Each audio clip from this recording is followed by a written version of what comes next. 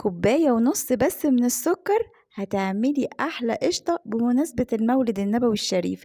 كل سنة وانتم طيبين يا حبايب قلبي، ويعود عليكم الأيام بالخير واليمن والبركات. شايفة المطة، شايفة الجمال، أحلى حاجة في حلاوة المولد.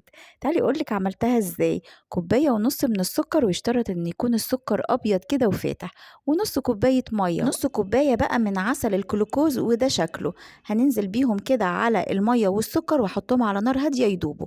3 معالق بقى من الجيلاتين وربع كوباية من المية السخنة، ادوبهم لحد ما يدوبوا كده تماما.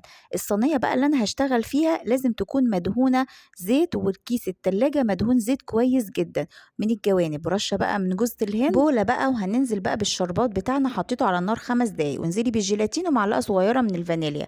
وهاتي بقى المضرب بتاعك كده واضربيهم، بتاخد بالظبط 10 دقايق، بس ريحي المضرب من فترة لفترة عشان ما يتحرقش منك. هتلاقي القوام بيفتح معاكي لحد ما يوصل للقوام ده. هتنزلي بقى بالخليط بتاعك كده في الصينيه، وانزلي عليهم بقى برشه جوز الهند وشويه مكسرات. دخليها الفريزر لمده نص ساعه، شوفي بتتشال بكل سهوله ازاي، عشان دهنين الصينيه بتاعتنا زيت كويس جدا. السكينه بقى هدهنها زيت كده علشان لما تيجي تقطعيها ما تلزقش معاكي. وقطعيها بقى مربعات. شوفي من كوبايه ونص عملنا الكميه دي ازاي كلها، ما شاء الله، والمطه بتاعتها تجنن. كل سنه وانتم طيبين يا حبايبي. ولو عجبك الفيديو لايك وشير وسبسكرايب لقناتنا.